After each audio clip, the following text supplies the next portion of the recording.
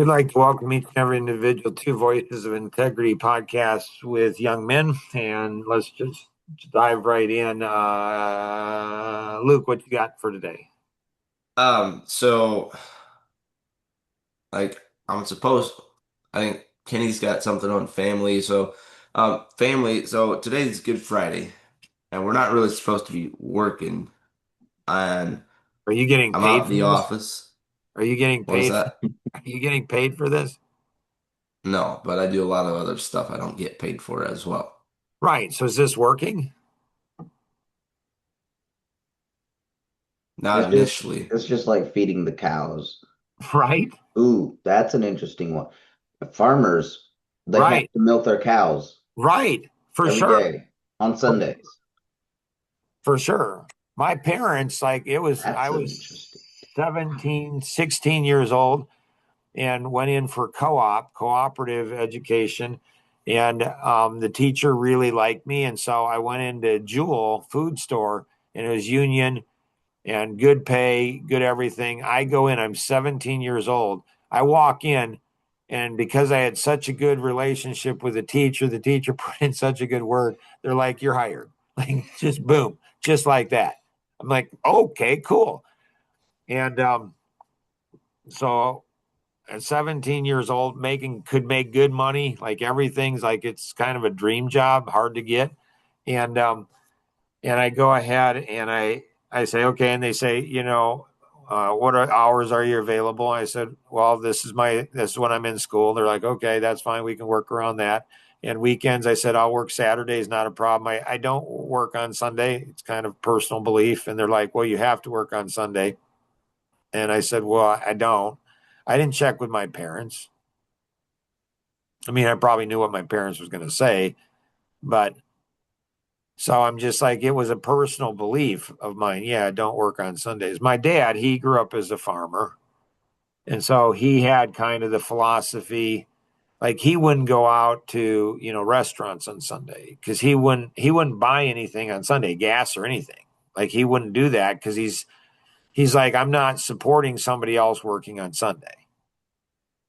Because we were taught to respect our parents, something I never taught my kids to do. I didn't say, well, Dad, I don't think anybody's not going to have a job because you're not like, you're not doing it. But they were guidelines. They weren't hard and fast.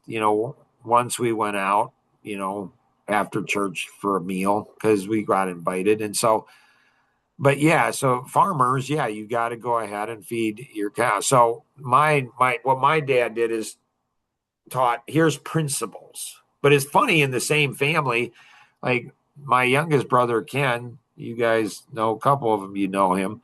Like he thought that in our family it was taught that it was a sin to drink. Like that's the impression he got. Like strong, like yeah, you can't drink. Drinking is a sin. I never thought that. I mean, never thought that. I just thought my parents thought drinking is stupid. Like it's just stupid. So if you want to be stupid, go ahead. It's not a sin to be stupid. Shoot. So, um, okay. So go ahead, Luke. What's your question? So it's like I don't I don't mind being here, but I think it hurts my mom, my sister. I don't think my dad cares that I'm here. Like, how do I consider everyone on, Just but ask, still, okay, mom, dad, or mom, sisters. Just say, hey, does it hurt you? Just straight rip the band-aid off. Just say, does this hurt you? And they say, yes. You say, okay, why? Why does it hurt you? You just ask them. You just have a conversation with them. Just, does it hurt you? Yes. Why? Well, because, I mean, how I'm curious, mom, sisters, like I'm curious as to why does it hurt you? I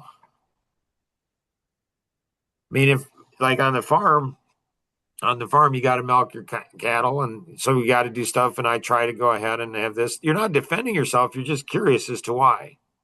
And then if you want, you can go ahead and say, so do you think it's a sin? Do I like does you making it a sin, does that make it a sin? Or like, are you responsible? Are you responsible for me doing it? Then you say, do you think this is a bigger sin than gossip? So do you guys ever gossip about others? Like, should I be feeling sad about when you're gossiping?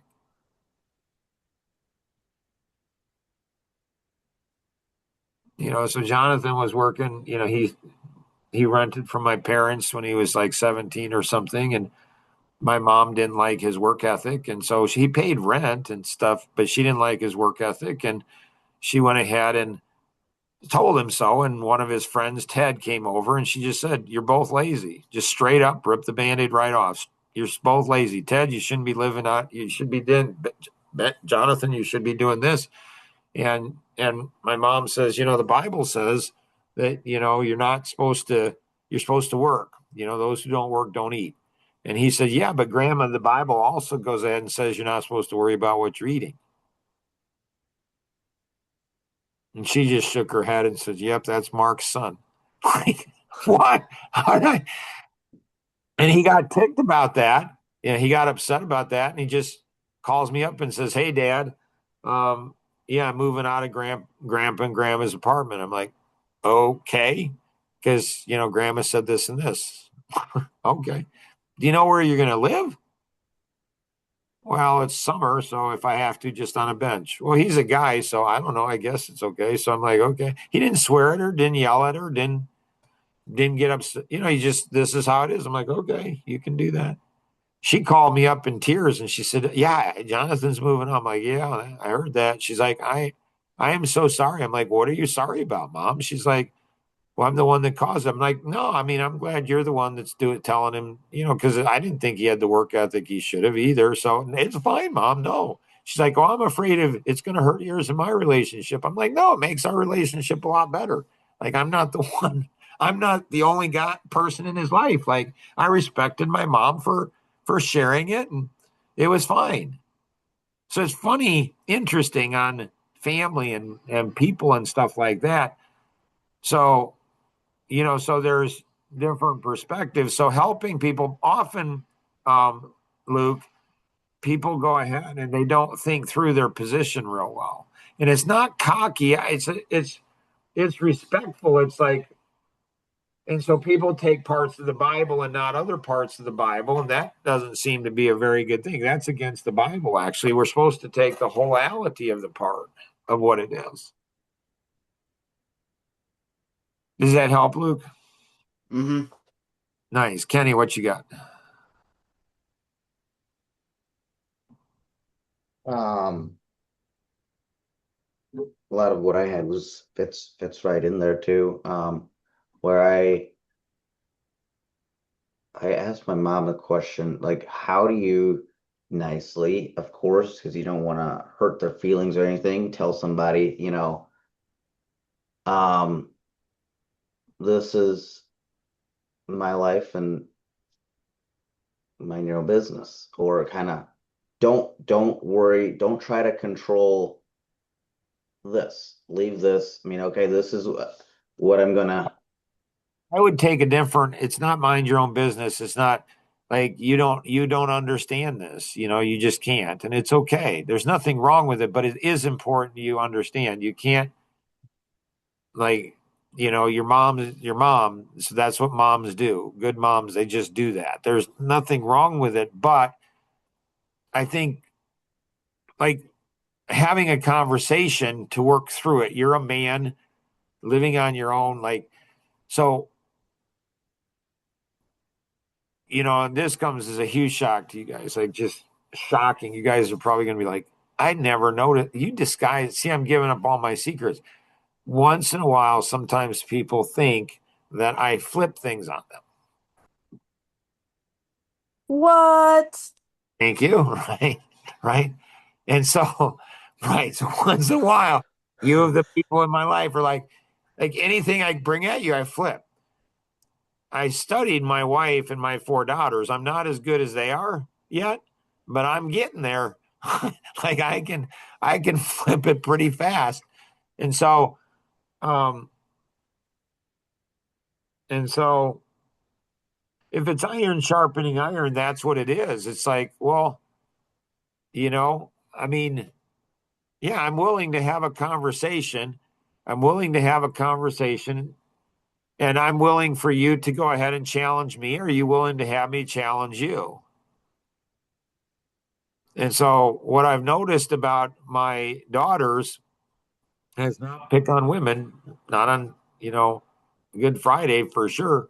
But what I've noticed about not all women, but a lot of women is they like little boys a lot until little boys challenge them. And then they don't like them.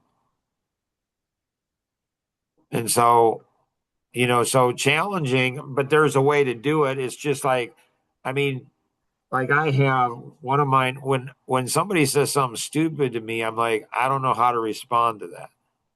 The key is you can't say that in the same words. Like, Mom, like if somebody says, something stupid, I'm going to say, you got to tell her ahead of time. You got to say when it's off. So you make sure everybody in your life knows, like,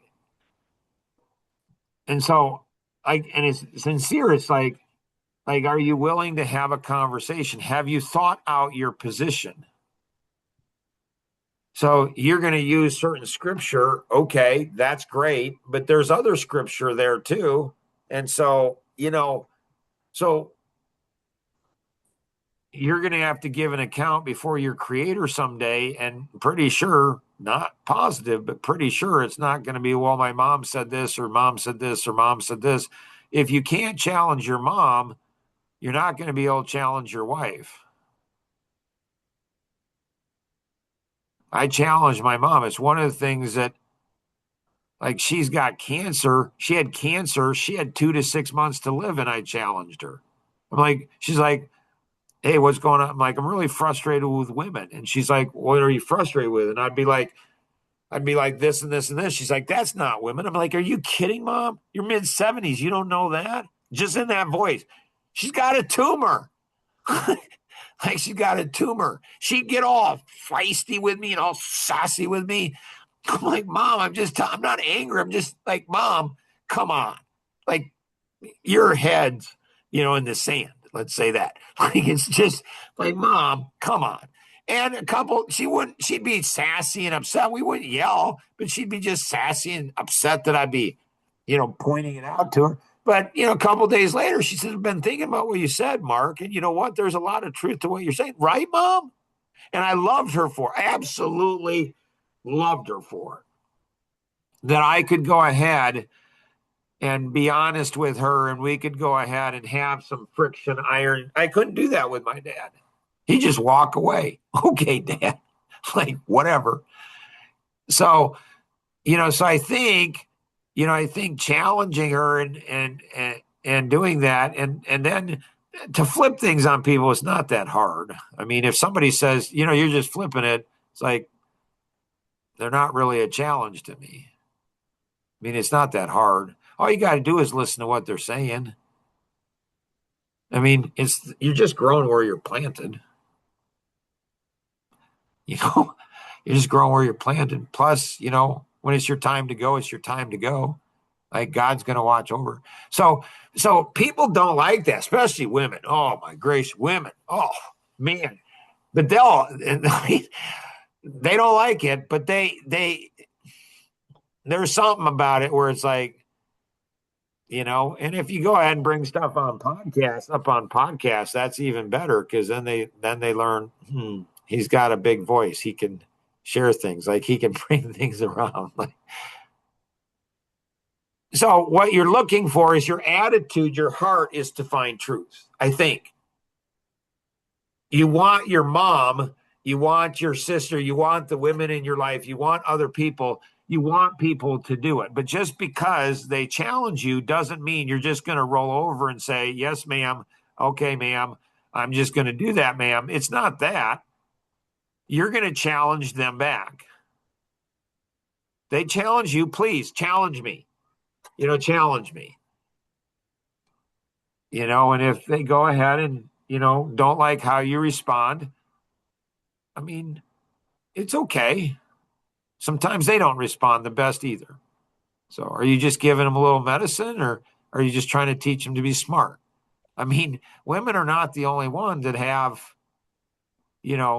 have weapons. Men have weapons too. And so it's like, hey, be considerate of what is going on in all of it. And so questions, Kenny? How to gauge or determine how much to challenge somebody. And Well, what's your purpose? Your purpose is for growing and finding truth. Your purpose is to find where you're wrong. Your purpose is to help them to grow and you to grow. And it's, when you're not, I mean, I got a situation with two of the women in my life right now. And, one of the other women in my life said, yeah, don't even challenge them because they're not going to listen. Okay, I can do that. But that didn't work out so well last night. So I don't think women know how much men care for them, how it's just wired, how they're wired, how men are wired. And so men just learn, like Luke, when he said he was 18, he's coming back around 21, but at 18, he's like, yeah, I used to be sensitive to women. I'm not anymore. I'm like, what? Like, what? I mean, at least he was honest in front of everybody. I'm like, okay, well, that's good, but we got to talk about. So, I mean, to be, but I can see why, like our sons, it's really clear. You never touch a woman. You never hurt her. If she comes at you with a ball bat or a knife, you can defend yourself. But even in that situation, you try to disarm her but she's a woman. So you always consider. And so when I say what I'm going to say, I have to say it with tremendous caution because women, they're famous for misquoting and they don't listen and they just, so a man is never to hit a woman, ever. Like there's no reason, there's nothing for a man to ever hit a woman. But women who don't understand, like what you're doing to a man, that's not smart either. So Tim, our youngest son, he was 16. I told the girls, do they listen to me? Nope. The four girls and my wife, I told them, I'm like, you guys are creating a monster. You're just creating a monster. Like you're babying him and he's not, it's not going to go well. Did they listen? They didn't. At the age of 9, all 5 of them come to me and say, Dad, you got to do something about this kid. No, you guys created the monster. You live with him. When he was 16, he comes to me and we had a rule. When you're angry, you don't leave the house. You don't leave the house angry. That's the rule. So he came to me and he says, Dad, I'm going to deck Angela. So that was his older sister, one of his 4. He's like, am I mad? I'm like, okay, I get that. He says, can I leave the house? I'm like, yeah, you're under control. Yeah. Okay, fine. Leave the house. Yeah, it's okay. So I don't think women understand how, again, most women, I think, don't understand. And so often women that are getting hit by men, again, there's never a reason, put the guy away, put him in, like this, just stupid, just stupid. But I don't think women understand how to take personal ownership of that. So one of two things, or both, you're involved in a man's life that you shouldn't be. Like that girl that died, that 22-year girl that died, she's in the car with a man. She's not her boyfriend, I guess, but some man. And he was driving and she was in the passenger seat, ran into the bridge up the street. Car was engulfed in flames and she burned to death. And almost guaranteed. And so my 8-year-old granddaughter didn't get a call from my daughter. So I guess it was okay. But Alvin and I were talking about, he asked, and, and so I hope that was a lesson for an 8-year-old girl. Like I told her, I said, there's people out there that love her. There's flowers and balloons and stuff there. And so there's people that loved her, and probably multiple of those people said, don't hang around that guy. Did she listen? No. She didn't listen. And she ended up dying a gruesome death. And so,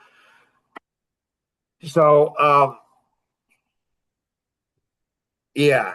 So, I mean, you want input, but and so I challenging them, all of the women in my life hit me, not violently. I mean, Angela once hauled off and slugged me, but not, I mean, it was fine even then. I'm a man.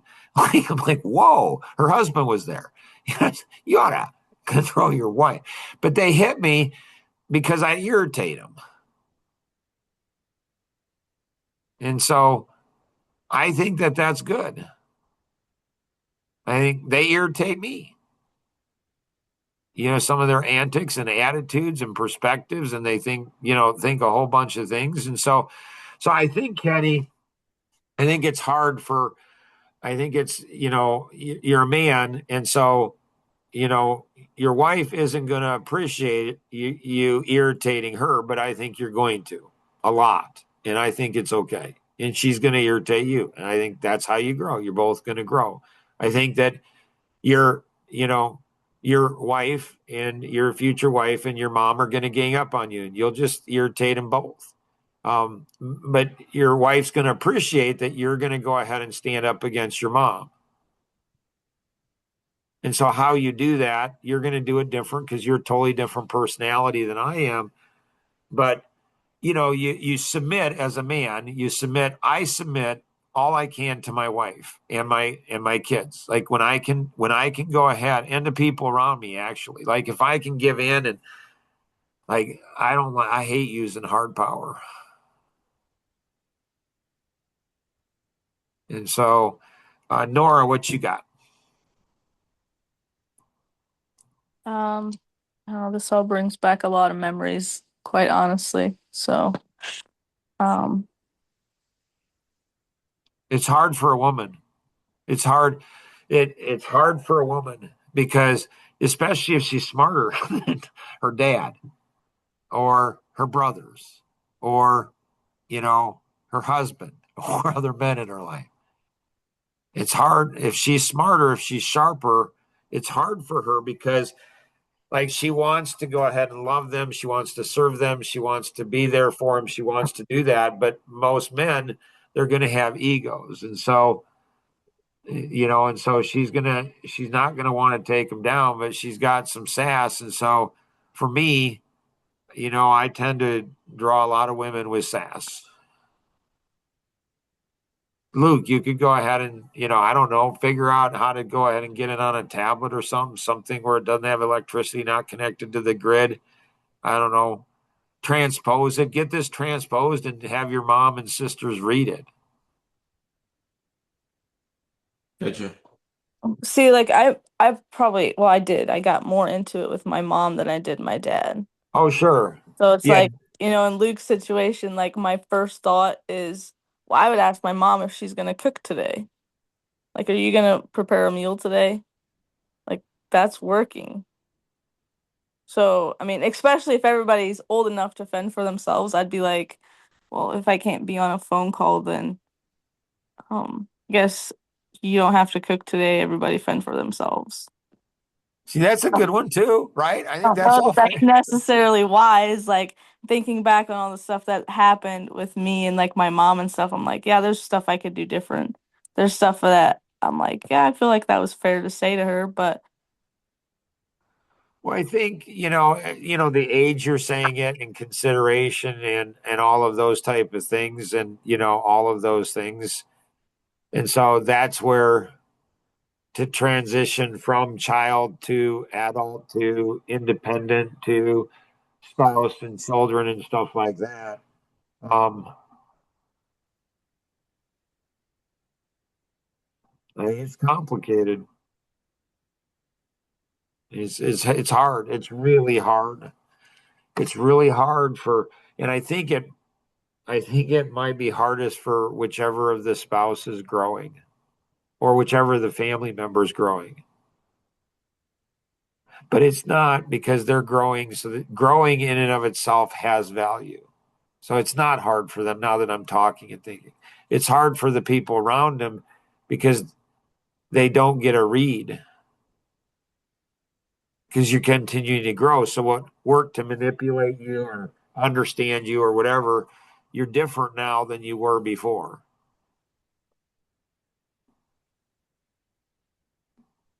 And so the shift this year, it is maybe one of the most extreme shifts I've ever had in my life. And I remember, like, in 2020 when Jonathan died, that was the year of caring.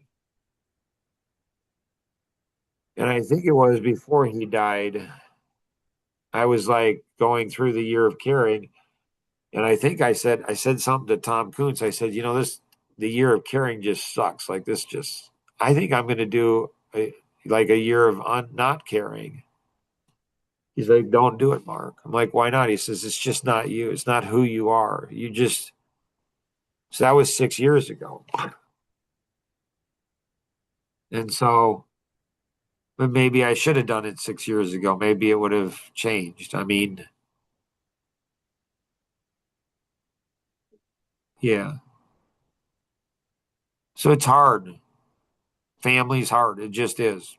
It just is. If you're growing, it's just going to be hard. If they're growing, it's just going to be hard. It's just going to be hard. And if you're challenging, I mean, Dave Libby, when he challenged me on miracles in the Bible, and I go home to Rosanna and I say, wow, this is what I was so excited. Like, this is wild. I've never thought of this. Like, miracles. Like, I've never thought like this. She started crying. Like, why are you crying? It's like, well, if what Dave is saying is true, like, all that we believe is wrong. I'm like, no, honey, just because one part of what you believe doesn't mean everything. You don't have to take it to the extreme. Like, it's not everything. And I said, and even if it was that, wouldn't you want to know at this side of eternity rather than the other side? Like, I don't know. People don't think. They just don't think. They don't wrestle. Like the Bible says, work out your salvation. It's not doing good works. It's working. It's struggling. Like, if you're not struggling, if you're not struggling with things, you don't want to struggle. Like, giving birth as a woman, it's going to be painful. It just is. Like, when Melissa was delivering her first one, Matea, she told the midwife, and she said, yeah, my birth isn't going to be painful. And the midwife's, really? Yep, I've heard that it doesn't have to be. As a water birth. Yeah, Melissa learned really quick that was not the case. It's going to be painful, but you can make it worse. Growing up and being on your own and all of that kind of stuff. It's just hard. So, anyways, appreciate you all. What a great, you know, Luke, I'll never forget the conversation that I had with your mom when I picked you up that one time. And so, um, I like her a lot, and I like her a lot. And so I think that I think that if there's some way you could get her to join, I think that would be very, very healthy for her and for you. I think, or listen, or both. So always remember, we can accomplish so much more together than we ever could on our own. Have an amazing day, everyone. We'll see you. Bye bye.